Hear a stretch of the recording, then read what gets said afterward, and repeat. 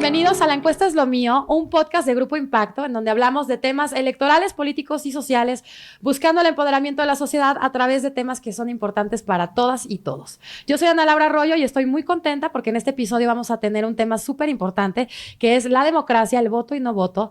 Y la democracia es donde los ciudadanos tomamos las decisiones y quienes ejercemos el poder y quienes se benefician de estas decisiones. Eso es lo que dicen. Y en esta ocasión estoy muy contenta porque nos acompaña Silvia Emma González Nava. Ella es licenciada de Ciencias Políticas por la UAM Iztapalapa, maestra en Ciencias Sociales por la Universidad Autónoma de la Ciudad de México, es autora de diversos temas en materia electoral, cultura política, ciudadanía y participación ciudadana.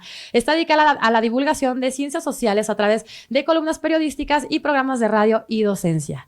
Estoy muy contenta de tenerte aquí, Silvia, y muchísimas gracias por aceptar nuestra invitación. Al contrario, muchas gracias. Pues estoy muy emocionada por este tema porque creo que todos hablamos de democracia y es un tema que da para hablar muchísimo, es muy profundo y sobre todo hablar de la democracia en México, que creo que algunos saben mucho y otros tenemos como cierta idea de qué es la democracia y qué bueno que estás tú aquí, que eres experta en los temas, para que nos platiques un poco y nos ilumines con tu conocimiento. Lo intentaré. Muchas gracias, Silvia. Gracias. Para empezar, mira, nosotros en Grupo Impacto llevamos más de 15 años levantando encuestas y aquí en La Encuesta es lo mío quisimos preguntarle un poquito a los ciudadanos acerca de cosas muy generales sobre este tema tan importante. Y para hablar de cómo podemos definir la democracia y que tú nos platiques un poquito, te quiero platicar que lo primero que les preguntamos a los mexicanos es ¿qué consideran que es la democracia? Y bueno, me llama la atención que más del 60% nos dice que es poder votar libremente por 2 o más partidos. Básicamente es eso la democracia. Después nos dicen que es una forma de gobierno en contra de las dictaduras. Después tener elecciones periódicamente, eso es democracia. Y que exista la división de poderes. Entonces, una vez con este planteamiento, Silvia, platícanos, ¿qué es lo que o cómo se puede definir la democracia?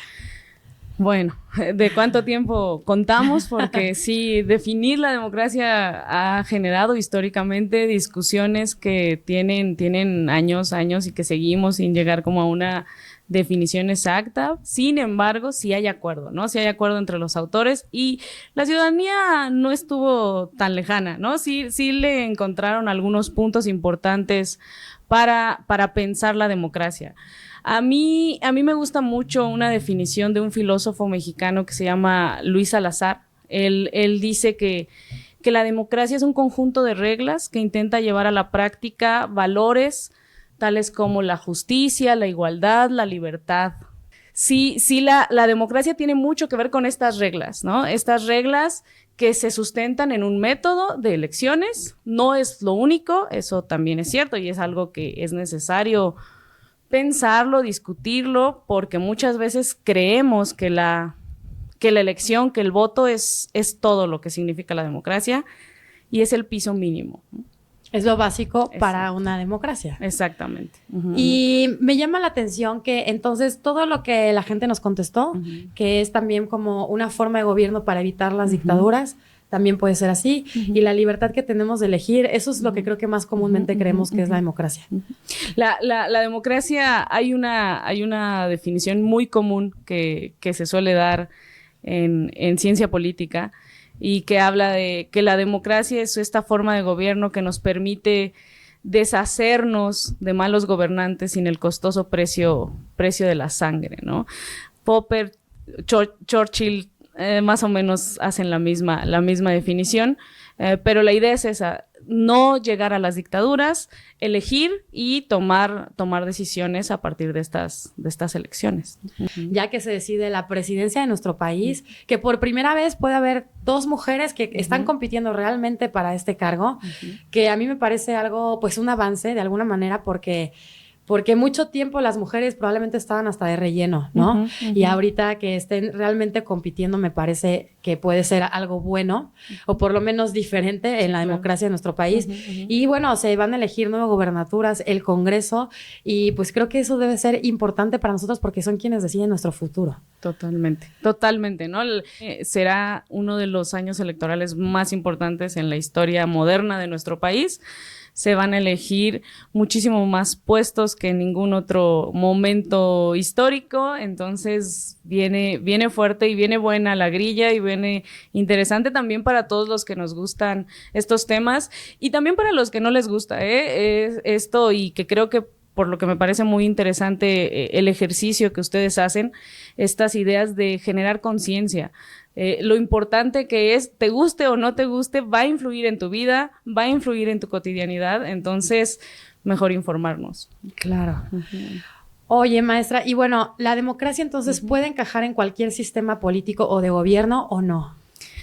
Pues es que ahí vendrían otros conflictos, ¿no? La democracia como sistema político, si la pensamos desde la definición más básica de David Easton, como esta idea del conjunto de pautas de interacción que generan o que intentan generar valores en una sociedad, pues claramente la democracia es un sistema político, ¿no? Es un sistema político específico en sí mismo, más allá de solo pensarla como un gobierno, y también puede ser pensada claramente como un régimen, ¿no? Una vía de acceso al poder, una manera en la que la gente va a llegar a los puestos de poder a tomar decisiones, ¿no? Y esas decisiones tendrían que ser tomadas también de manera democrática, ¿no?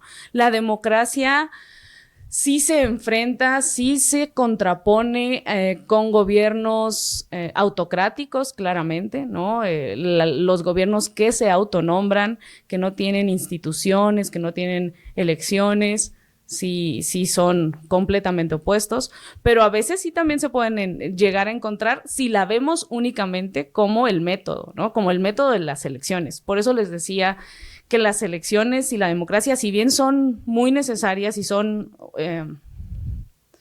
pensarlas juntas es importante, y más pensándolas en un tiempo moderno como el nuestro de una democracia representativa, pero ha habido, no nos vayamos tan lejos, en nuestro país hace algunos años había elecciones y difícilmente podríamos pensar que éramos una democracia, ¿no? En otros países, muchísimo más claro que sean dictaduras, hay elecciones, ¿no? Entonces las elecciones son la base, pero no lo son todo, ¿no? O sea, que haya elecciones puede ser la base principal de la democracia, pero no necesariamente cuando hay elecciones estamos hablando de que hay democracia en un país. Exactamente. Me llama la atención esto. Ahorita que te estaba escuchando, Silvia, pensé que, bueno, hay que irnos un poquito más hacia la historia y la democracia también se supone que es una forma de llegar de manera legal y legítima al poder a través de la elección popular, ¿no? Y esto se da pues porque antes siempre la disputa por el poder ha sido un tema desde la historia, ¿no? Y la prehistoria casi, ¿no? Sí, totalmente. En nuestros tiempos. Entonces, yo te lo digo porque he platicado con muchas personas, incluso antes de que empezáramos a grabar, estábamos platicando que son temas que nos apasionan, pues que nos quejamos de nuestra democracia, ¿no? Que probablemente es incipiente, que probablemente no somos tan democráticos como creemos, pero si nos vamos al pasado, pues es una forma pacífica de tener un intercambio del poder, y en ese sentido, pues cumple una misión, ¿no? Claro. De que nos falta mucho, sí, pero por lo menos, como tú decías hace rato, la definición, pues no se hace este cambio del poder a base de guerra o de sangre, ¿no? Que yo creo que eso es importantísimo. Totalmente, ¿no?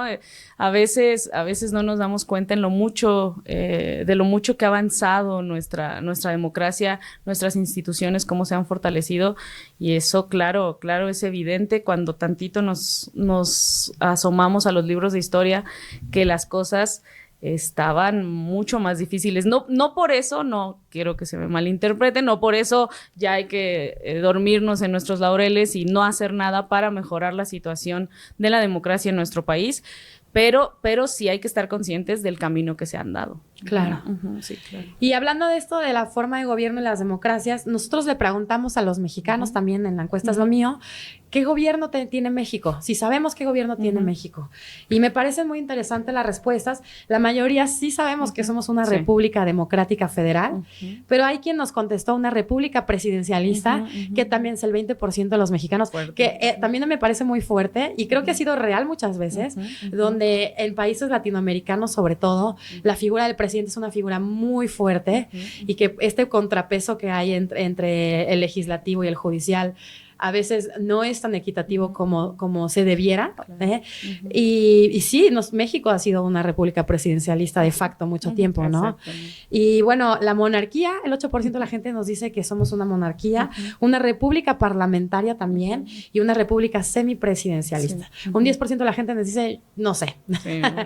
Entonces, me encanta tenerte aquí porque nos puedes platicar un poquito de estas formas de gobierno y que sepamos todos cuál es la nuestra. Claro. Sí, claro.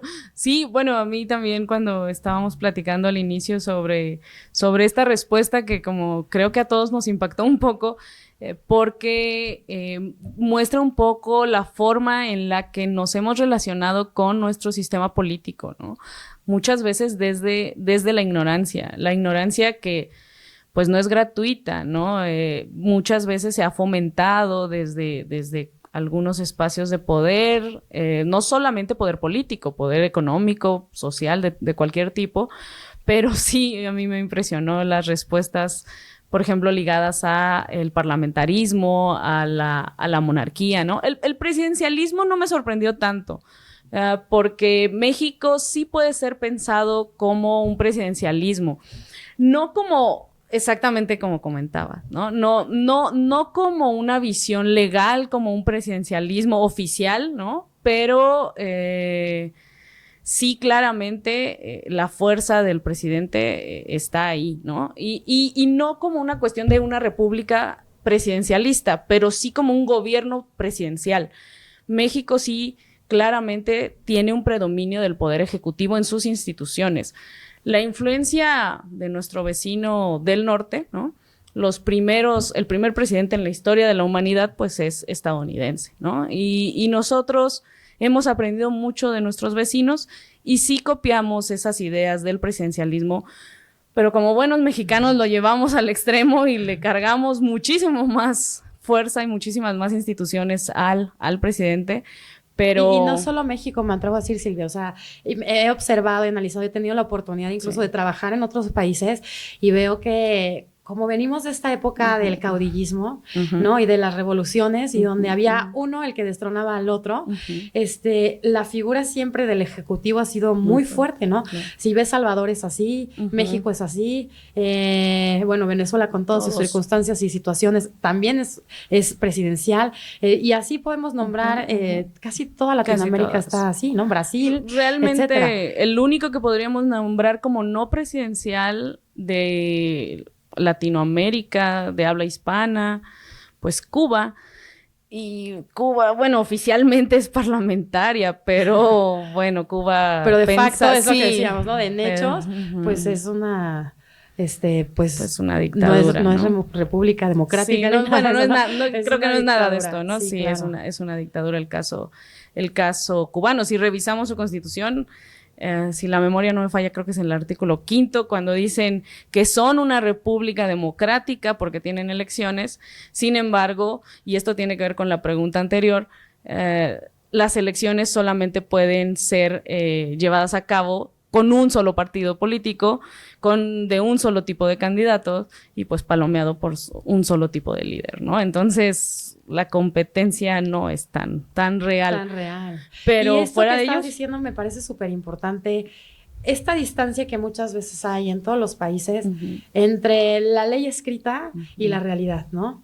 Entonces, tomando el ejemplo de Cuba, pues puede decir su constitución muchas cosas muy bonitas, de hecho creo que las dice, pero la realidad de Cuba y los cubanos, no solo ahorita, sino por muchos años ha sido pues una dictadura y muy difícil, ¿no? Sí, claro. Entonces, también eso es algo que podemos nosotros observar, que lo que dice el escrito no necesariamente es la realidad. Y bueno, hay una distancia, ¿no? Porque aquí los mexicanos, pues nuestra constitución es nuestra ley madre. Y bueno, por ejemplo, todo el mundo tenemos derecho a educación libre, laica y gratuita y de calidad. Y muchas veces vemos que no es así, ¿no? Entonces, yo creo que también puede ser un llamado a que la autoridad se apegue al espíritu de la ley, como así decíamos en derecho, ¿no? El espíritu de la ley, ¿cuál es, no? ¿Cuál es la intención por la que se hizo esta ley? Y pues cumplirla. Viendo el caso como de Cuba o de Venezuela, yo tuve la oportunidad de estar ahí en el 2012 en unas elecciones de Maduro contra Capriles, y bueno, la situación era muy compleja en ese tiempo, ahorita ni me la puedo imaginar, y Y comparándonos en ese sentido con otros países, creo que pues en México no estamos mal, ¿no? Estamos bien, ¿no? Sí. Pero también creo que nos falta un camino que recorrer, ¿no? Mucho. Podríamos decir, ¿tú qué opinas? ¿Somos una democracia incipiente, bebé, mediana o avanzada? ¿Qué opinas tú? Sí, incipiente, ¿no? Claramente somos una democracia muy joven, muy joven si la pensamos respecto a otros países considerados democráticos, ¿no? Lo que comentas es muy importante, ¿no? Esta distancia entre la ley y la realidad. Nuestra ley también habla de la democracia exactamente en ese artículo, cuando hablamos de la educación, y dice que la educación debe ser democrática, y ahí define la democracia. A mí me parece una definición casi hasta romántica, porque la define como un estilo de vida, no solo la define a partir del método, de las elecciones, de las instituciones, un estilo de vida. La democracia tendría que permear nuestro trabajo, nuestra escuela, nuestra vecindad, nuestra familia, todo, ¿no? Y ahí nos falta pues muchísimo más, ¿no? Muchísimo más. No, y en los trabajos, por ejemplo, también, pues en todo, ¿no? En la educación civil, social, etcétera. Sí, claro. Oye, quería preguntarte, ¿qué es la República Parlamentaria? Bueno, yo hice mi tesis en Sistema de Derecho Parlamentario y Presidencial. Conozco bien el presidencial, pero el Parlamento es algo que para nosotros es muy nuevo. ¿Nos puedes platicar? Pues el parlamentarismo para nosotros es muy distante, ¿no? Nuestra historia realmente no se fue hacia esos lados. Pensar el parlamentarismo tiene que hacernos voltear un poquito más hacia el norte, ¿no? Hacia estos lados más fríos de clima. Por ejemplo, Inglaterra, España, Alemania también es una república parlamentaria. La diferencia es que en el parlamentarismo se intenta generar una relativa igualdad entre el ejecutivo y el legislativo. ¿Cómo lo logran? Es una figura interesante porque en el presidencialismo el jefe de Estado y el jefe de gobierno es la misma persona. Nuestro jefe de Estado, quien se encarga de todas estas cuestiones protocolarias, declararle la guerra a alguien, si es que se le ocurriera, por ejemplo, a México declararle la guerra a algún país, le toca a el presidente de la nación, pero también le toca administrar los recursos de la nación, es decir, ser el jefe del gobierno. En el caso del parlamentarismo no, son dos figuras separadas. Uno es el jefe de Estado. Por ejemplo, en el caso español, en el caso inglés, el jefe de Estado está recargado en la monarquía, que ahora es el rey Carlos III en Inglaterra. Es que me malacostumbré con la reina Isabel, que pensé que iba a durar para siempre. Pero no. Y en el caso de España, con el rey Felipe. Ellos son los jefes de Estado de su nación. Pero además tienen jefes de gobierno, que son los que se encargan de la cuestión de la administración pública, en pocas palabras. Y esos son, normalmente los escuchamos como el primer ministro, en el caso de España es el presidente, le llaman también, en el caso de Alemania le llaman canciller. El nombre va variando de acuerdo al país, a la nación, pero la idea es esa, tienen la labor distinta, tienen una labor separada entre el jefe de Estado y el jefe de gobierno, y además tienen la posibilidad, no es tan fácil que suceda, pero hay una posibilidad de limitarse entre el ejecutivo y el legislativo. Aquí a nuestro ejecutivo, si le va bien en las elecciones que vienen, puede tener a la mayoría en el Congreso y que todo le aprueben. Pero si no le va bien y no tiene la mayoría, pues se aguanta, ¿no? No tiene opción y tiene que negociar. En el caso del parlamentarismo existe la opción, repito, no es que suceda a cada rato, porque obviamente generaría inestabilidad política, pero existe la opción de vetarse mutuamente, ¿no? Hace poco estuvo a punto de suceder en el caso de Inglaterra con Boris Johnson. Le hicieron juicio para darle las gracias por parte del Parlamento. A la mera hora no votaron los suficientes o no obtuvo los suficientes votos para que lo corrieran, pero existe esa posibilidad, ¿no? Después de eso, él terminó renunciando porque obviamente eso iba a generar pues desacuerdos a la hora de tomar las decisiones. Pero en el legislativo puede hacer eso con el ejecutivo y el ejecutivo también con el legislativo, ¿no? Entonces, esa es otra de las grandes diferencias. Y bueno, otro tipo de diferencias ya no tan complejas, pero por ejemplo, los miembros del gabinete, en el caso del parlamentarismo, pueden ser miembros del poder legislativo. Y en el caso del presidencialismo aquí, pues no. O te vas a trabajar con el ejecutivo o te vas a trabajar con el legislativo. ¿Y crees que ese sistema puede ser mejor, más equitativo? Porque al final lo que vemos es como que la historia del manejo del poder, ¿no? De la detentación del poder y del manejo del poder. Y yo creo que ha habido grandes sabios y genios analizando esto en toda la historia, ¿no? Los griegos, los romanos, Rousseau, Montesquieu, etcétera. O sea, podemos mencionar muchísimos. Sí. Y todavía no lo resolvemos, ¿no? O sea, lo increíble... Y somos muy listos, o sea, no es que no se... Lo increíble es que han pasado cientos de años, podríamos casi miles, ¿no? Porque desde que la historia del ser humano está esta situación de quién es el jefe y quién domina y quién reparte los bienes, hasta nuestros días. Oye, a ver, entonces, ¿qué funciona? Sí funciona la democracia, funciona este sistema parlamentario, funciona el sistema presidencial, basándonos en el que sí funciona para todos, ¿no? Porque son sistemas de gobierno que deberían de funcionar, como dicen los filósofos, no para unos cuantos, para todos.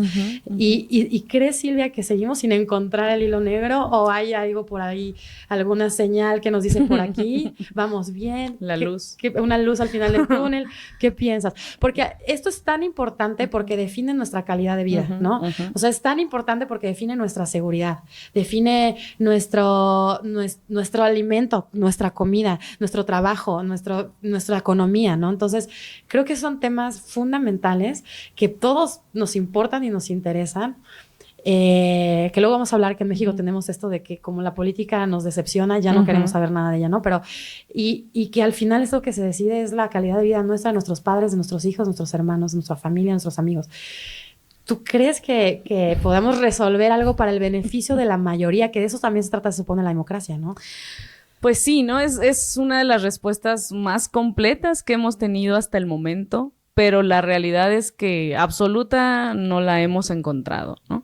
Y bueno, yo lo pienso un poco más inocente o más naif de mi parte, que en parte también eso es bueno, eso también puede ser bonito, que no esté ya todo definido y todo acabado.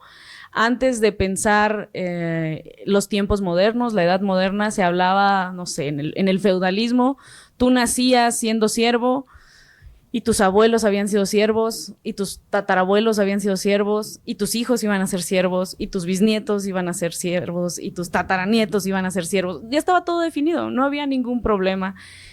Pero ese no había ningún problema, pues es una frase bastante vacía, porque a la hora del día a día, sí, claro que generaba problemas, ¿no? Entonces, el que haya esta dualidad, o más que dualidad, perdón, pluralidad, este diálogo, esta diversidad de ideas, no necesariamente es malo. Lo que es malo es cuando unos intentan someter a otros. Eso sí es cuando se vuelve peligroso y cuando ya no caben todos. Cuando ya no cabemos todos, ahí sí ya empieza a dejar de ser democracia y se vuelven dictaduras y se vuelven espacios ya muy peligrosos, y más si te toca estar del lado disidente, ¿no? Claro. Porque si a ti te toca estar del lado en el que todos están de acuerdo, pues te la pasas mucho mejor que del otro, ¿no? Claro.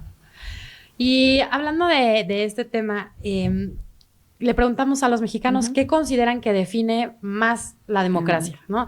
Y el 50% nos dice que la libertad, 26% la igualdad, derechos humanos, un 13%, y bueno, el liberalismo económico, un 8%. ¿Tú qué crees? ¿Qué nos puedes decir? ¿Qué es lo que más puede definir la democracia en un país?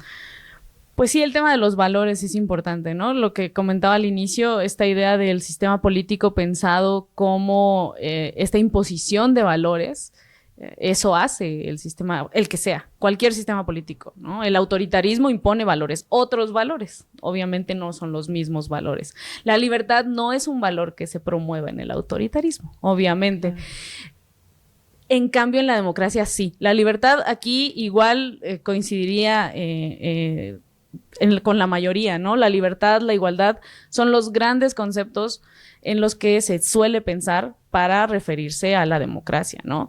No solamente ellos, y no solamente la igualdad, creo, bueno, tampoco la libertad, pero en el caso de la igualdad en abstracto, ¿no? Habría que pensarla también en cuestiones de la equidad, no nada más como estas ideas cercanas como casi al igualitarismo, sino más bien cercana a la justicia, ¿no? Dar a cada quien lo que merezca, lo que haya trabajado para lograr, todas estas ideas bastante modernas si las pensamos en la cuestión histórica, ¿no? Que ya tienen más de 100 y tantos años, ¿no? Pero bueno, si lo pensamos en historia de la humanidad, pues es poquito, ¿no? La democracia realmente es una excepción en la historia de la humanidad. La gran mayoría de los gobiernos que se han dado, de los sistemas que se han dado, han sido o tiranías, o dictaduras. Monarquías. Exacto. La democracia no es la constante, ¿no? La democracia fue una excepción muy extraña en Atenas, y de ahí podríamos ya venirnos a una visión mucho más moderna, pensar la democracia de nuestros tiempos, que poco tiene que ver con la ateniense, pero bueno, más o menos de ahí sustenta todos estos valores y todas estas ideas precisamente de la libertad, de la igualdad y bueno, de derechos humanos. Ahí precisamente los derechos de primera generación tienen que ver con la libertad, y los de segunda con la igualdad, ¿no? Entonces ahí estaría el sustento de la democracia principalmente. Pero sí podríamos decir que cuando existe una democracia más o menos desarrollada, porque aparte México no somos el único país que está como en esta democracia en desarrollo, ¿no? Bueno, creo que sí están la mayoría. ¿Podríamos decir que cuando existe democracia en un país también existe respeto a los derechos humanos, o es otro tema? Pues debería de ser así. ¿No? Debería de ser así, ¿no? Debería de, por eso lo que decíamos, ¿no? De el que haya elecciones, lo que pasaba hace algunos años en nuestro país, había elecciones, pero todavía un presidente muy, muy conocido en nuestros tiempos, famoso, bastante culto, el señor que le gustaba llorar en los informes de gobierno, José López Portillo, fue a la elección solo, ¿no? Había elecciones, pues sí, pero pudo haber ido nada más a votar su mamá y de todas maneras ganaba, ¿no? Eso no significa que había democracia, ¿no? Pues en ese tiempo había mucha simulación, ¿no? Que también hay que estar pendientes y atentos de eso, porque yo creo que pues una elección necesitaría haber por lo menos dos siempre, ¿no? Si no, no es una elección, no eliges. Y bueno, en esas épocas, tú y yo éramos unas bebés. Sí, ¿no? Sí, claro. Pero bueno, eran tiempos donde la situación era otra, ¿no? Y creo que también era, lo que pasa es que te escucho y yo digo, bueno, es que nuestro tiempo de vida es un punto en una larga historia infinita de la humanidad, ¿no? Entonces, a veces pensamos que 60 años son muchos años, pero probablemente son muy poquitos para toda la historia que tenemos. Y esta historia de este partido hegemónico, pues duró casi 90 años en el poder, más de 80, pero porque veníamos de una era de caudillos también, ¿no? Y de traiciones, y de que llegaba un presidente, lo mataban, llegaba otro, etcétera, etcétera. Entonces, probablemente también fue una transición, pues, a la democracia que tenemos ahorita y a tiempos de paz, que también yo creo que en México valoramos mucho esto, ¿no? La paz, y que tiene que ver directamente, por lo que estamos platicando aquí, pues con la democracia, ¿no? Claro, somos producto de nuestra historia, ¿no? Por más que querramos a veces negarla, somos producto de nuestro contexto, y eso nos tiene muchas veces ubicados en donde estamos. No tampoco digo que por eso no hay que hacer nada y bueno, ya a mí aquí nos tocó y pues ya me aguanto, ¿no? No, claro que hay que luchar y claro que desde nuestros espacios hay que modificar muchas prácticas, pero sí hay que estar conscientes de esta situación, de estos contextos, por ejemplo, lo que hablábamos hace unos minutos, del presidencialismo mexicano, precisamente viene de esta cuestión histórica que comentas, ¿no? De este desarrollo del caudillo y que además parece que todavía no se va, ¿no? El caudillo sigue fuerte, hay caudillos todavía muy, muy fuertes en la política mexicana. Que no se suben al caballo es otra cosa, pero casi. Oye, Silvia, otra pregunta. La democracia también se dice que es la participación de todos o el involucramiento de todos en la vida social, política de un país. ¿Crees que todos participamos o cuál es la forma que tenemos de participar? Pues a veces no nos damos cuenta, pero terminamos participando, ¿no? Muchas veces lo que nos llega a pasar es que con nuestra apatía legitimamos fenómenos, legitimamos gobiernos, que de otra forma, si hubiéramos ido a votar, a lo mejor no hubiera ganado un gobierno, o a lo mejor hubiera arrasado y hubiera llegado con mucha mayor fuerza, no lo sé, depende los ideales de cada quien, pero sí termina siendo una parte importante de nuestra vida, nos demos cuenta o no. Pero la realidad es que sí, mucha gente pues no se involucra. Hay un problema de cultura política en nuestro país donde no sabemos quiénes nos gobiernan, no sabemos cómo se gobierna, no nos interesa qué es lo peor, pero tampoco nos identificamos en una cuestión como afectiva, no nos mueve, porque a la gente que vive, no sé, poniendo un ejemplo un tanto radical, pero que vive en pobreza extrema, no le genera ninguna diferencia de fondo el que esté un color o esté otro color en la silla presidencial, ¿no? Entonces, pues, les da igual, aunque en realidad sí algo los podría mantener o algún otro lo podría sacar. Un poquito, aunque sea, ¿no?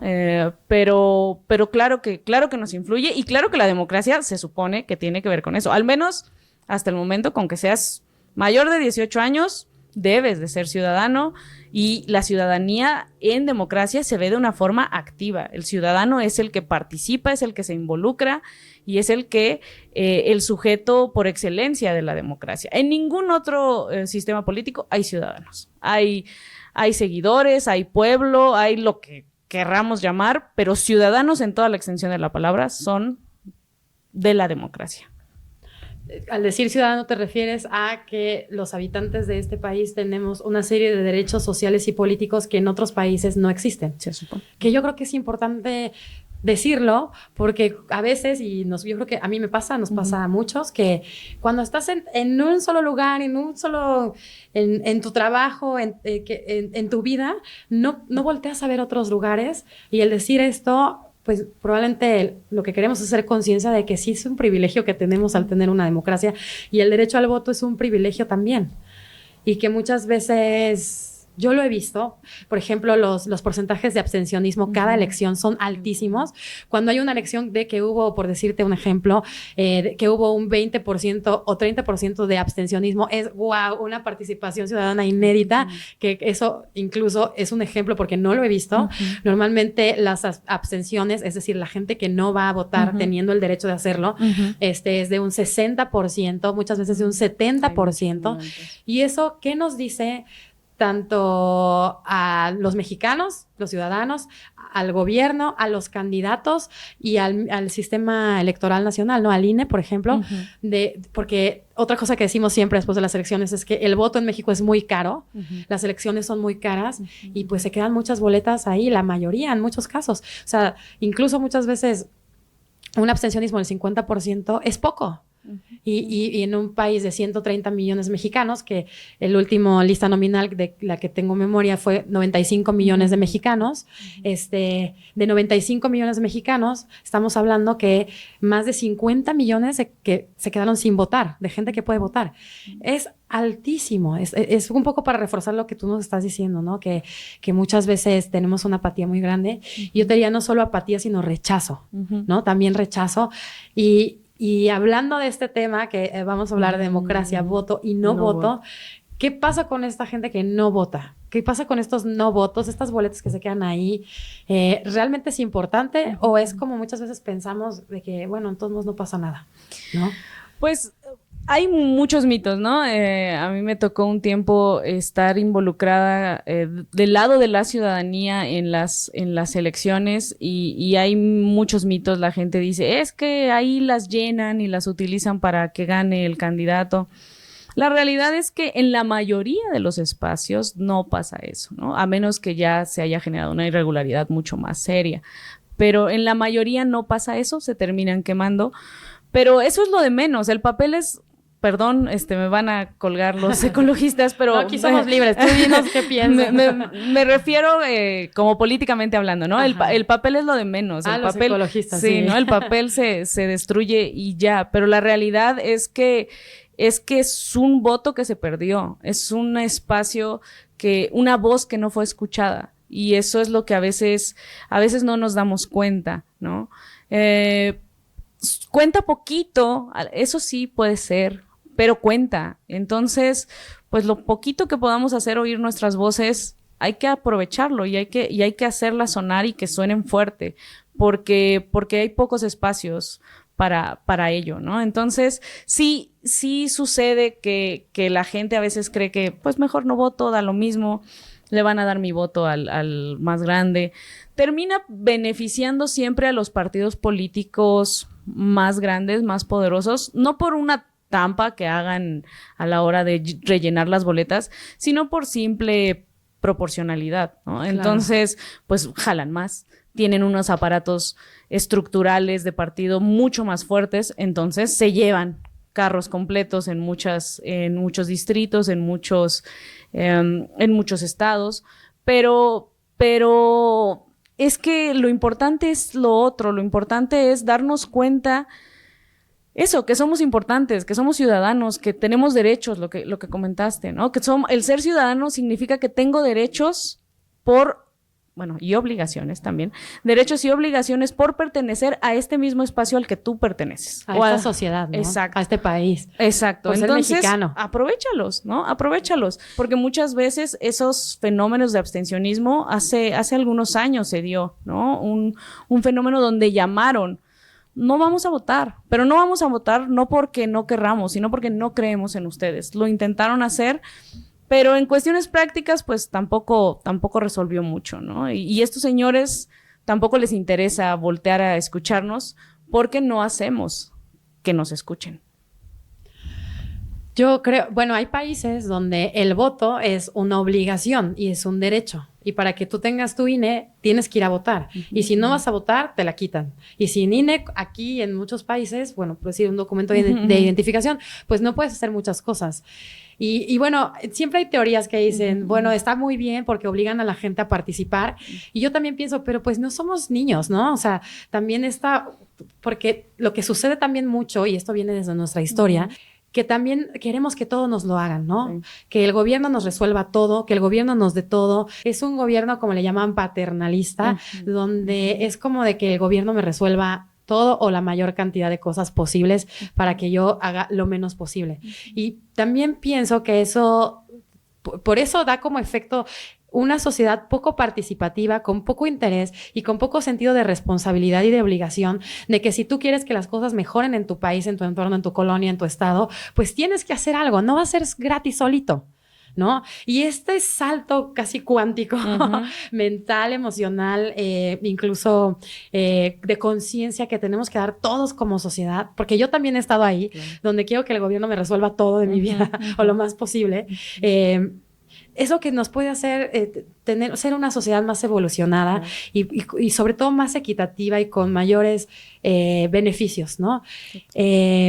Yo no sé si esto se ha dado por nuestra historia de México como país y de los países latinoamericanos, que venimos desde que hemos sido países conquistados, ¿no? Que no es lo mismo el lado del conquistador que el lado del conquistado. Y yo creo que por eso incluso se dice que Latinoamérica pues sigue siendo la gran mayoría tercermundista. Que también todo eso que es global, internacional, también impacta en nuestra sociedad y en nuestras economías locales, ¿no? O nacionales. Y reflexionando un poco sobre esto, esta parte del no voto es como, no hago nada porque creo que no va a pasar nada y no voy a solucionar nada. Y más que todo, porque los mecanismos ahí están. O sea, el voto está para todos, incluso no te cuesta, bueno, sí nos cuesta de los impuestos, pero no te cobran 10 pesitos por ir a emitir tu voto. O sea, se pone la mesa, como incluso le han querido llamar en el INE la fiesta electoral, así como de que vengan, ¿no? Y casi por favor, ¿no? Que haya participación. Y nosotros bien apáticos, la mayoría, ¿no? Y bueno, a mí me gustaría un poquito esa manera de reflexión, que probablemente también por eso hay cosas que no nos gustan, ¿no? Claro. Y el no voto creo que también tiene consecuencias que nos gusten o no nos gusten, suceden. Porque también yo quiero pensar que si la clase política ve que somos unos ciudadanos muy participativos, pues también están pendientes de qué cuentas nos van a entregar, ¿no? Sean del partido que sean. Y tú crees que eso, Silvia, hace que también no tengamos los gobiernos que queremos, ¿no? Que también nosotros no participamos. Sí, claro, totalmente, ¿no? Norberto Bobbio habla de que la democracia se tiene que pensar desde este antagonismo fecundo, ¿no? Donde se enfrentan opciones y a partir de ese enfrentamiento se generan posibilidades nuevas, se generan derechos, se generan soluciones, se generan, no sé, una política pública que resuelva transporte, no lo sé, que a unos les interese y que a otros les interese más otra política pública que solucione salud, no sé. Entonces, depende de lo que vamos a ir votando, pues vamos a encontrar unas soluciones u otras soluciones. Pero sí, claro, que el no votar tiene mucho que ver con eso, ¿no? El no hacernos responsables de que ya somos mayores de edad, no solo en el papel, sino también como ciudadanos. Nos falta mucho. Y también deberíamos de aprovechar esos derechos porque sí, muchas veces se ha pensado que puede generarse esta obligatoriedad del voto, ¿no? Y en muchos países se les termina cobrando una multa para que puedan, para obligarlos a votar, ¿no? Pero muchos otros también terminan pagando el $10, $100, depende lo que les terminen cobrando y evitarse ir a votar, porque precisamente tenemos muy, muy, muy clavada esta idea, ¿no?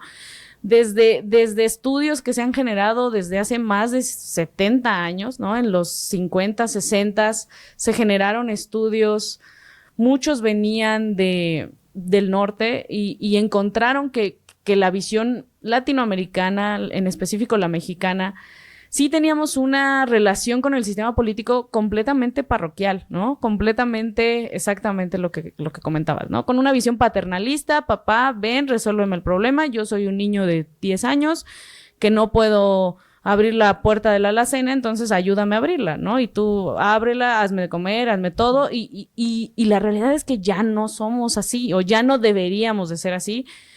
Y hay que hacernos responsables también de ello y ver hasta dónde podemos actuar, ¿no? Y debemos, ¿no? Porque a nadie más le va a importar mi familia que a mí. Claro. A nadie más le va a importar que mi hijo estudie que a mí, ¿no?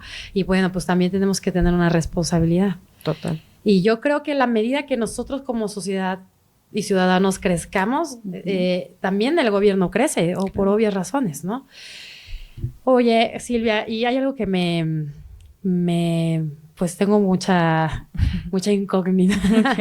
Okay. Y es, ¿qué significa que un ciudadano ejerza su derecho al voto? O sea, en términos de derecho social, ¿no? De que son nuestros derechos por el simple hecho de haber nacido en México.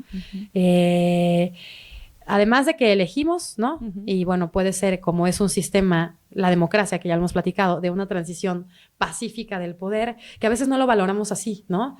Decimos, ni sirve, o no sabemos ni qué es, más o menos intuimos, pero viéndolo como una forma de transición pacífica al poder, pues yo creo que ya sube de nivel, ¿no?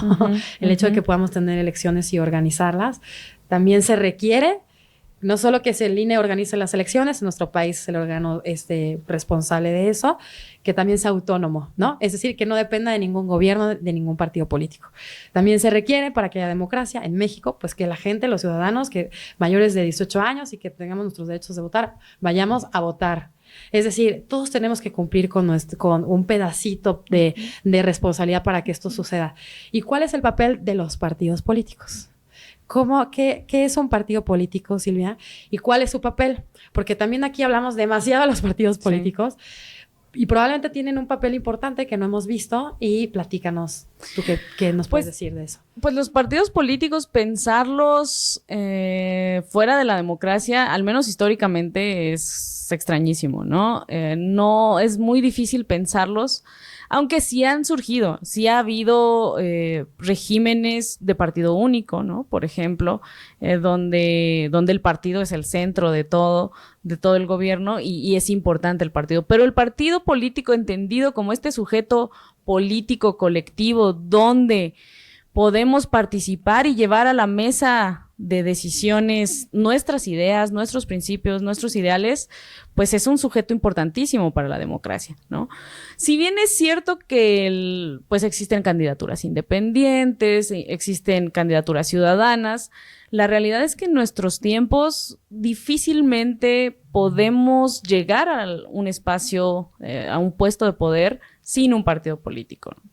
Los partidos políticos se han concentrado o han inclusive hasta, si lo vemos desde el lado negativo, hasta cooptado los espacios de poder, porque precisamente el partido político, esa es su labor, la labor del partido político es ser, bueno, idealmente es ser una conexión entre el Estado y la ciudadanía, ¿no? Yo voto por un partido político porque sé que va a llevar los ideales que ese partido político representa al Parlamento, al Congreso, y entonces los va a defender. Y de esa forma el Estado va a generar políticas que van a resolver ese problema, ¿no? Entonces sí es importante el partido político, claro que es importante.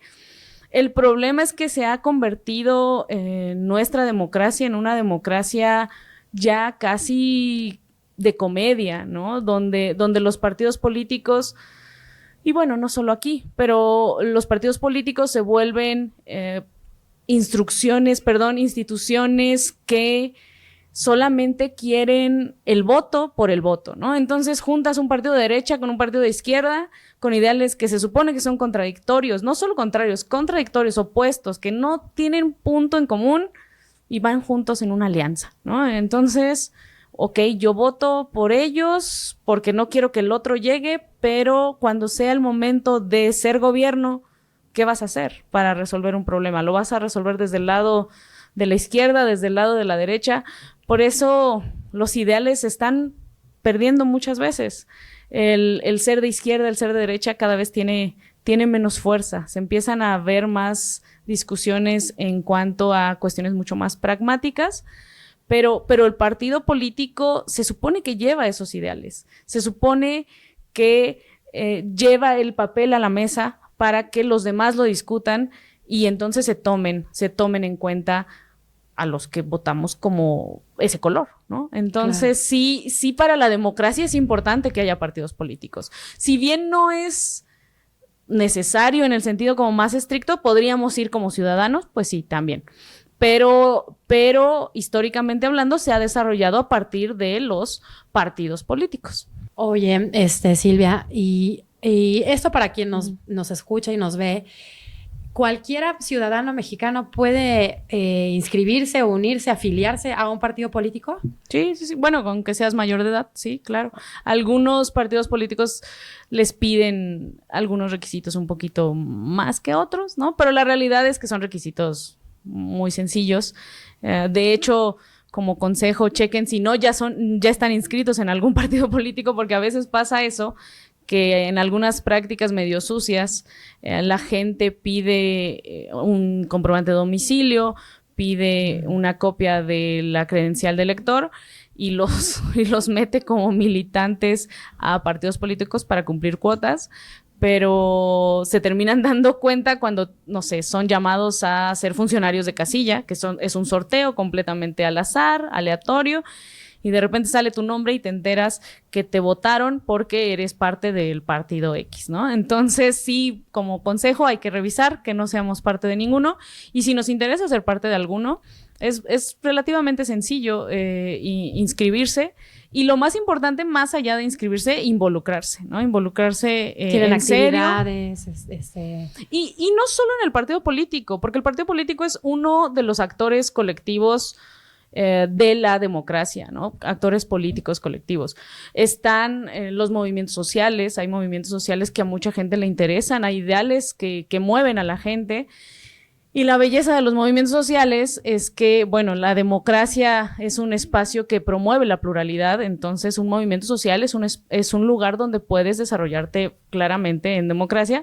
Y pues bueno, como son organizaciones no formales, no necesitas ir a sacar tu credencial ni nada de eso, pues con que te vayas involucrando en actividades cercanas a tu comunidad lo puedes lograr.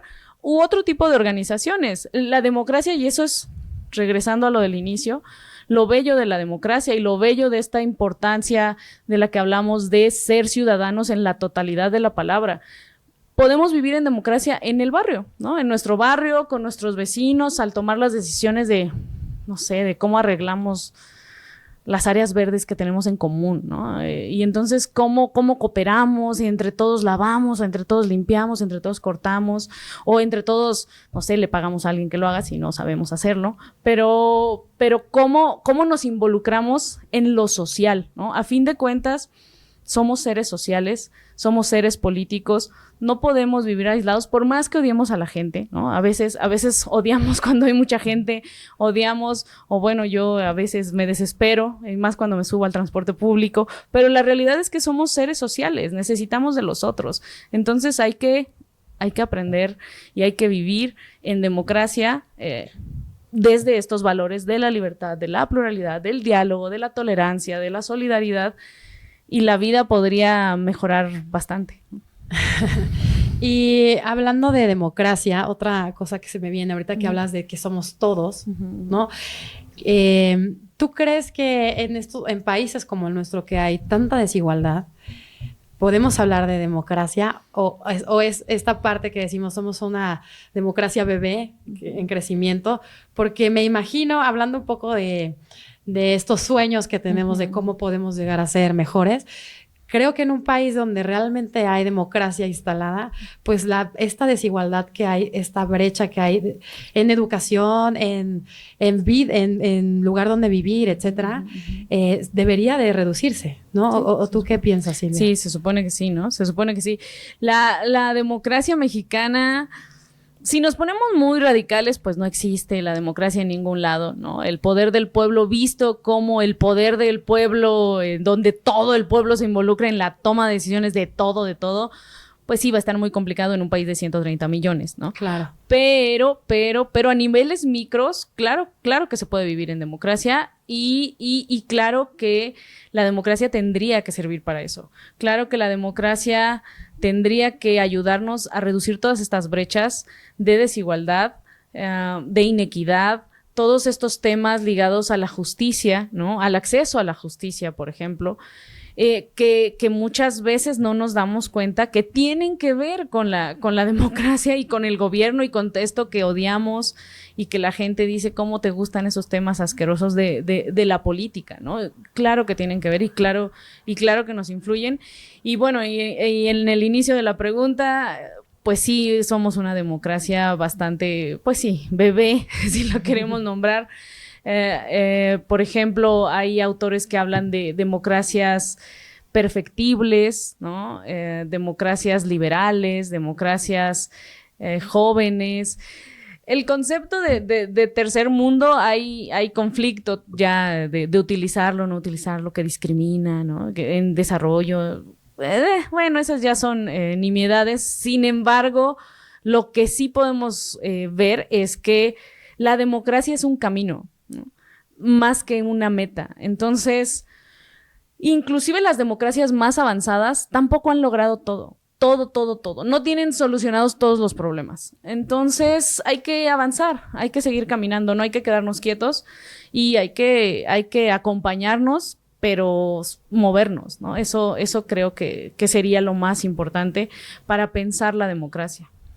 Ok.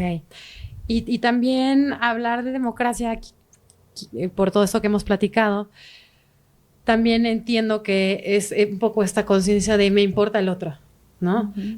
Porque a veces vivimos tan ensimismados en nuestra propia vida que que probablemente podemos hacer algo para ayudar al otro pequeño, no ni siquiera tiene que ser algo grande, importarnos las causas de mucha gente, y eso también puede ser que estamos viviendo en una democracia, ¿no? Porque en un término más amplio, no solamente es que todos podamos decidir, quiero pensarlo, sino que también a todos nos importamos, ¿no? Si sucede algo, por ejemplo, lo que sucede en Guerrero, que y aparte a mí me encanta eso de que tenemos los mexicanos que somos muy solidarios, pues que no importa que yo no viva en Guerrero, que no conozca a la gente, es importante ayudarlos, ¿no? Y yo creo que también esto es como la base de ir generando una conciencia un poco más amplia, menos individualista y un poco más social. Claro. Claro, totalmente. Y es más, eso hasta va más allá de la democracia, ¿no? Es lo que nos hace humanos. Claro. Porque es la única manera en la que podemos crecer nosotros. Claro. Si no hacemos que el otro crezca, y eso es algo importante para pensar la ciudadanía, la democracia. La ciudadanía tiene que ver con estos derechos que yo comparto con el otro. Si el otro no tiene esos derechos, entonces no son derechos. Entonces es lo que platicábamos hace rato. Son privilegios, son otro tipo de luchas, otro tipo de discursos, pero se empiezan a convertir en privilegios porque el otro no los tiene o porque al otro no se le respetan, y no tendrían por qué ser un privilegio. No tendría por qué ser lo que comentábamos. No tendría por qué ser un privilegio tener acceso a la salud. No tendría por qué serlo. Entonces, si pensamos en el otro, estamos pensando en nosotros. Nosotros, el ser humano se construye en la alteridad. El ser humano se construye desde el otro. Nos construimos desde nuestras relaciones con nuestra familia, con nuestros padres, con nuestros hermanos, nuestras parejas, nuestros hijos, para arriba, para todos lados, ¿no? Nos construimos con el otro. Entonces es importante, inclusive, como decía, más allá de la democracia, pensar desde estos lugares, porque es la única manera en la que seremos eso, humanos.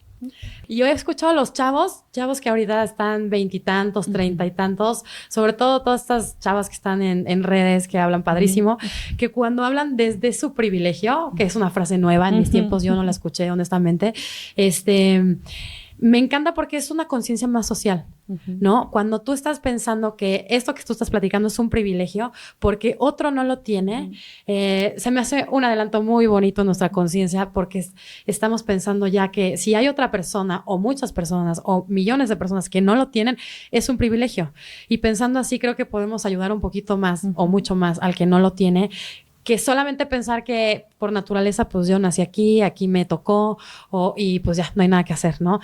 Yo tengo esperanza, Silvia, pues sí. Tengo mucha esperanza en que las cosas van a ir mejorando y así tienen que ser, ¿no? Sí. Volviendo un poquito, ya vamos a terminar.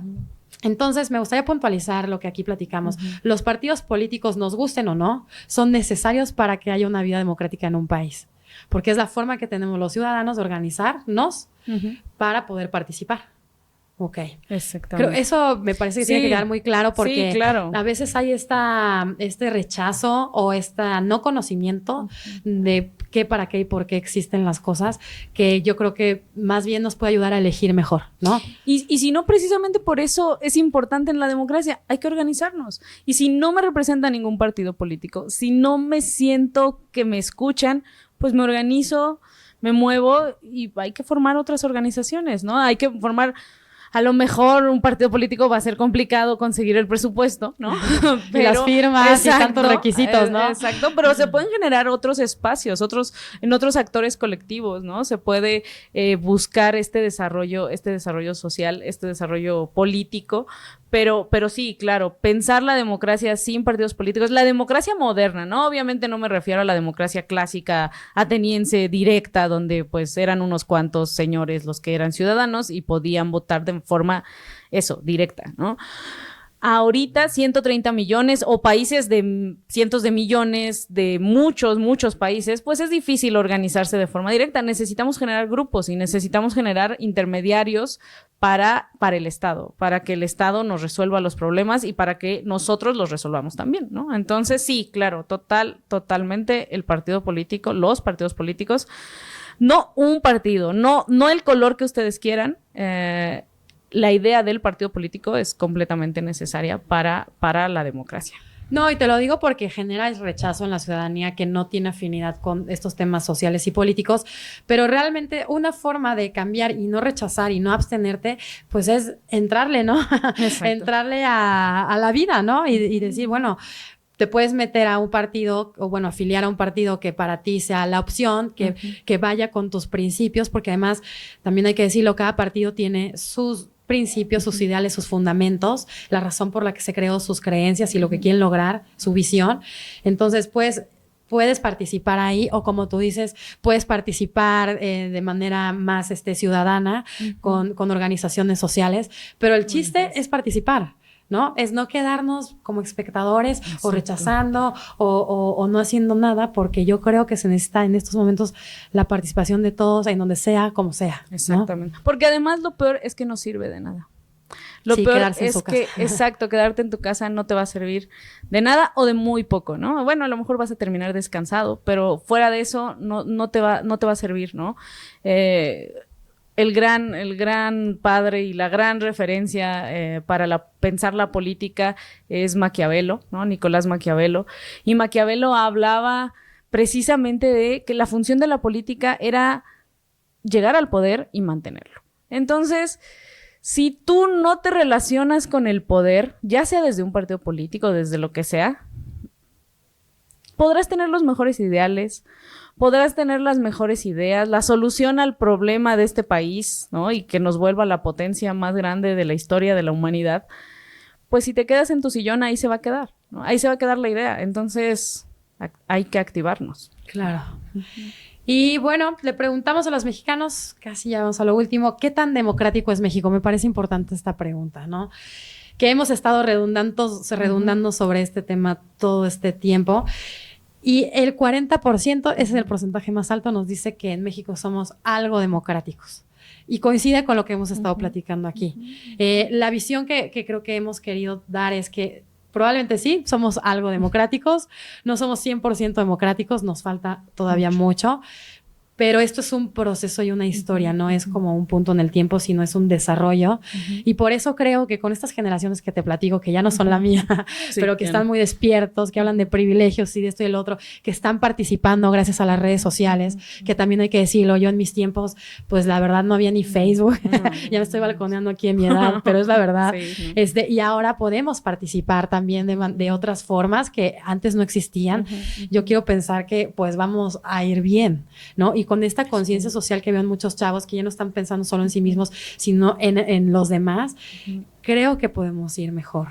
Y por último, te quiero preguntar, ¿cuál es el papel del INE, del Instituto Nacional Electoral de nuestro país, que es el encargado en regular las elecciones y en vigilarlas, en organizarlas? Que es un organismo autónomo, preguntarte qué tan autónomo lo consideras y qué tan importante crees cuál es el papel del INE, que muchas veces no lo tomamos tanto en cuenta, pero que parece que es un papel muy importante en la democracia en nuestro país. Mucho. El Instituto Nacional Electoral es un gran triunfo para la democracia mexicana, ¿no? Con todas sus deficiencias, es un gran triunfo, ¿no? Pensando los antecedentes del INE, las elecciones se organizaban desde el gobierno, ¿no? Entonces era juez y parte, ¿no? Y eso pues nunca termina bien, ¿no? Cuando uno está jugando a las barajas y al mismo tiempo es el que determina las reglas. Las reparte, ¿no? Exacto, pues no queda como muy bien el juego, pero desde el 91 con el IFE, ya estamos hablando de una institución muchísimo más autónoma, cada vez más, a veces con algunos retrocesos, ¿no? El problema de esta autonomía con el INE es que es cierto, los consejeros del Consejo General, que son las grandes cabezas del instituto, pues se eligen por decisión de los partidos políticos. Eso es cierto, se eligen desde el Poder Legislativo, se hacen convocatorias, hacen examen, hacen ensayos, tienen todo un proceso bastante complejo, pero al final quien termina palomeando son los partidos políticos. Entonces los partidos políticos, la realidad, pues muchas veces buscan gente afín a ellos para la hora de tomar las decisiones. pero el INE como institución organiza las elecciones y hasta el momento sí es cierto que no es tan barato nuestro voto, no nada más por culpa, bueno, de hecho nada, de culpa del INE. La realidad es que nuestro voto es tan caro, no es el más caro del mundo, pero sí es de los más caros, por esta historia de desconfianza que tenemos. Tenemos 1000 candados, ¿no? 1000 procesos antes para votar, y que te sellen aquí, y que te piquen acá, y que te pinten allá, y que te hagan no sé qué, porque si no la gente no confía, la gente no cree, porque además hay una historia en la que nos da razones Exacto. para no creer, ¿no? Exactamente. O sea, no es que se nos ocurrió, o sea, sí han pasado situaciones que nos hacen dudar, ¿no? Exacto, ¿no? Entonces eso encarece mucho la democracia mexicana, pero el INE como institución ha organizado las elecciones de manera brillante, y el INE como institución la organiza de forma brillante porque quienes realmente la arman son los ciudadanos. La realidad es que quienes realmente hacen las elecciones son los funcionarios de casilla, que no son parte del INE, que tú sales sorteado y te hablan y dice la gente, no, yo no quiero ir, pero los que sí quieren ir se involucran y se paran a las 6 de la mañana para ir al curso que los mandan para poder hacer las cuentas, y el día de la jornada electoral te toca ver a los presidentes de casilla entregando los paquetes hasta las 3, 4 de la mañana, y están súper comprometidos, y por eso el INE ha funcionado, porque la belleza o la grandeza de esta organización electoral es que se centra en el ciudadano, se centra en que, otra vez, todos nos involucremos y todos participemos, desde funcionario de casilla, y si no también inclusive hasta pensando en los CAEs, ¿no? Los CAEs, los capacitadores asistentes electorales, esas personas yo digo que hay que ponerles un monumento o algo así, porque son unas jornadas laborales brutales, desgastantes, pero que son los que hacen, los que jalan a la gente, los que mueven a la gente, los que arman las casillas, los que los capacitan, los que les enseñan, los que los acompañan para poder hacer todas estas elecciones, y que hasta el momento no ha estado tan mal organizada. La realidad es que en cuestión logística poco se le puede criticar al INE, ¿no? Ya el tema de las reglas del juego, pues ahí sí podríamos criticar algunas cosas, pero no todas dependen del INE. La realidad es que muchas vienen las instrucciones desde el Congreso, desde los partidos políticos, que son los que toman esas decisiones, y también en el tribunal, ¿no? En nuestro país, las elecciones tienen 2 grandes instituciones, que es el INE, que es el que organiza, y el tribunal, que es el que vigila, ¿no? Es el que al final termina diciendo, ok, si se hicieron bien las cosas o no se hicieron bien las cosas. El Tribunal Federal Electoral, ¿no? Exactamente. Que es el que cuando hay alguna impugnación o algún partido se inconformó, etcétera, revisa cómo estuvo, y si la elección es válida, es decir, es legal, pues decide él, ¿no? El tribunal dice si estuvo bien o no estuvo bien. Exacto. Entonces, y esta autonomía del INE, yo creo, ¿te parece que es lo que ha hecho que el INE funcione de una forma un poquito más, o bueno, no un poquito, que funcione de una forma, pues, neutral en las elecciones?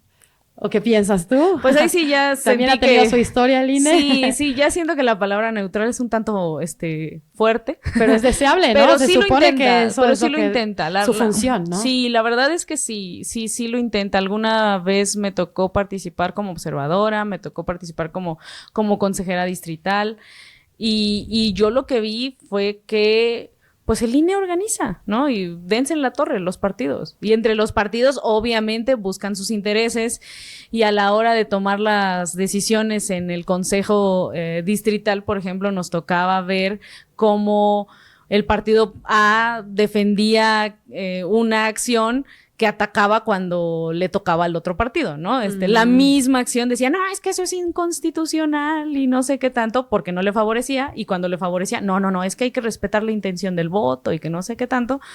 Pero eso es parte del juego, y además es la labor de los partidos políticos, luchar por acceder a esos puestos de poder. Y el INE lo que hace es organizar el juego, ¿no? Poner el balón y órale, pónganse a jugar. Y las reglas, ¿no? Exacto, y pónganse yo pongo el balón, yo pinto las rayitas del campo y pónganse a correr ustedes tras de él, ¿no? Pero sí, es cierto que también la neutralidad al 100% a veces llega a fallar, pero no tanto por el INE como institución o que haya línea o algo así, sino que pues los seres humanos a veces no somos tan neutrales, ¿no? Y nos dejamos llevar. Claro. Sí, lo que dices, ¿no? Las instituciones, las organizaciones, el gobierno, la sociedad civil, al final pues son seres humanos los que la conformamos, ¿no? ¿Y cuál es tu conclusión? Ya vamos a terminar, Silvia. Después de toda esta plática, que para mí ha sido muy buena, ¿qué nos puedes decir ya rumbo a las elecciones de 2024? Vamos a tener la oportunidad todos de ejercer este derecho y esta obligación de votar. ¿Qué le puedes decir a los mexicanos? Es la decisión más importante de un país, ¿no? La que viene, la presidencia. Yo creo que sí, ¿no? Yo creo que la conclusión iría por ahí, ¿no? Aprovechar estos espacios. Nosotras como mujeres realmente tenemos poco históricamente hablando como ciudadanas completas, ¿no? Incluso con derechos, ¿no? Exacto, con derechos políticos. Hasta, no sé, mi abuela no pudo votar todos los años, ¿no? De su vida. Cuando mi mamá nació, no existía el voto para las mujeres, ¿no? Exactamente, ¿no? Exactamente. Entonces, es muy joven el voto para las mujeres. Hay que hacer oír nuestras voces como mujeres, pero todos necesitamos hacer oír nuestras voces, ¿no? Mujeres, hombres, porque en la democracia, como decíamos, no es todo la elección, pero sí es el piso mínimo. Y la elección sí es esta fiesta democrática y sí es esta... a veces suena como muy cursi, muy romántico esto de la fiesta y que le gusta decirnos al INE, pero sí es cierto que ahí se conjunta todo eso, ¿no? Estamos diciendo que la democracia se define como este conjunto de reglas que intenta llevar a la práctica todos estos valores que comentamos, y en esa práctica está la elección. En esa práctica es el momento donde el ciudadano es ciudadano a toda la extensión de la palabra. No debe de quedarse ahí, eso sí, pero sí es el momento sublime de la ciudadanía y de la democracia. Y entonces, aunque no seamos tan fans, aunque no seamos tan adoradores, tan seguidores, pues hay que aprovecharlo. Tenemos un espacio y hay que aprovecharlo. Y si queremos aprovechar otros espacios también. Pero este es importantísimo, y más este que viene, que es una cuestión mucho más grande en cuanto a puestos de elección popular. Y pues bueno, en la cuestión presidencial, pues siempre mueve más gente las elecciones presidenciales. Y pues eso, yo diría eso, que participemos a nivel electoral, a nivel no electoral, a nivel no tradicional, a nivel institucional, a nivel barrial, como quieran, ¿no? Pero hay que participar y hay que involucrarnos, porque además es bella la democracia si la vemos como desde este sentido naif un poquito, y si no, también si no la queremos ver como una cuestión que nos somete y nos regula, pues entonces hay que aprovechar este pequeño espacio que nos da de libertad todo este estado represor, ¿no? Yo sí soy bien romántica. Y bueno, me gusta pensar que ha sucedido muchas situaciones muy fuertes en la historia para que llegáramos a ser una democracia, y esta idea de la forma de trasladar el poder de manera pacífica, a mí, que soy mamá, me gusta, ¿no? Claro. Que tiene que arreglarse demasiadas cosas, que está incipiente, que apenas vamos avanzando, y incluso, mira, ahorita que estaba oyendo que el voto femenino, yo te decía, cuando mi madre nació, no existía, o sea, no podía votar. Es muy nuevo, ¿no? Que podamos votar, y yo creo que eso también es un avance de la democracia, porque la democracia somos todos, también somos las mujeres. Entonces, que se nos haya incluido hace 60 y tantos años, pues es un avance. Entonces, yo confío que vamos a estar mejor, y lo que sí, pues es que necesitamos participar, ¿no? Necesitamos votar, participar. Silvia, muchísimas gracias por estar aquí. Maestra Silvia Emma González. Gracias por darte el tiempo, por tus conocimientos, por lo que nos compartiste. Estoy muy agradecida de haberte tenido aquí. Al contrario. Y muchísimas gracias a todos y todas por habernos escuchado. Esperamos que este episodio haya sido pues nutritivo para todos y todas ustedes. Muchísimas gracias y nos vemos en la próxima.